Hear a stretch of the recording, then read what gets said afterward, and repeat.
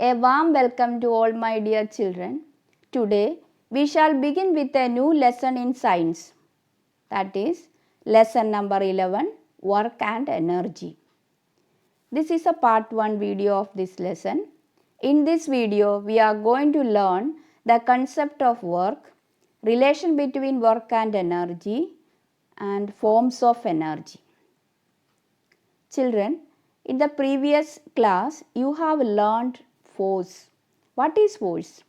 Force is the push or pull applied on an object. Force is required to move an object. Now, you can observe the picture carefully. In the first picture, a man is applying force on the box, but he can't move it. The box is not moving, right children? Yes. But in the second picture, you can see that the man is pushing the box easily by applying force on it. Now we can see the box is moving from one place to another place. Means the position of the box has changed. The change of place of an object is called displacement. When an object is displaced by applying force on it, work is said to be done. In the first picture, the work is not done because there is no displacement. But in the second picture, the displacement is there. So, the work is done. Now, look at the third picture, children. Here you can see box is displaced by applying force on it. So, we can say that work is done here. So, let us see the definition of work. When an object is displaced by applying a force on it, work is said to be done. Now, look at the given examples, children. You can see two boxes over there. If we applied force on the first box, that box is empty, just see that. Okay, the first box is empty. The second box contains 10 kilogram weight. Yes, children. Then you have to push these two boxes to 10 meter distance. That means displacement is 10 meter. The first box is empty, so we have to apply less force on it. That means less force required to push the first box. But in the second box, we have to apply more force on it. Why? Because it is not empty. So the second box, the work done is more. More work we have to do. Why? We are applied more force on it. This means that then second box, the work done is more compared to the first box. Okay, children. So, just see that more work is done for the same displacement. The displacement is same in both the case, 10 meter only. When more force is applied to do the work, means more force is applied, then more work is done. Yes, children. Then look at the next examples. There you can see two boxes again. Both the box contains same weight, that is 10 kg weight is same, but the displacement is different. First box we have to move to 10 meter, second box is 20 meter. So where we have to apply more force? Yes, or where both the box we have to apply same force only, but where we will do more work? The second box we have to do more work because the displacement is more. So if the same force is applied for more displacement, more work is done by the force. When the applied force is same, more work is done when there is greater displacement.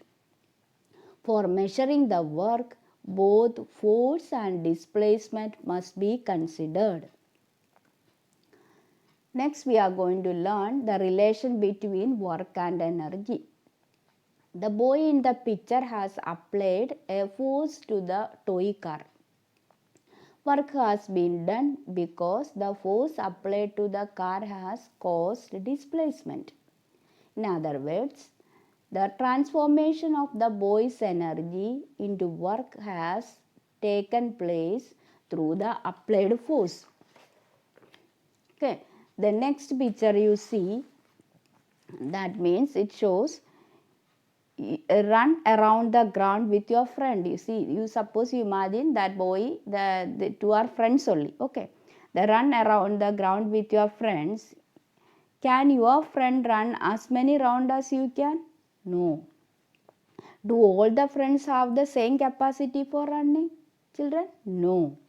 Your friends will complete either more or less round than the number of rounds you complete. The number of rounds will not be the same. Some will get tired on completing 2 rounds, while others will get tired on completing 3 or 4 rounds. That is to say, each one's capacity to complete round is not the same.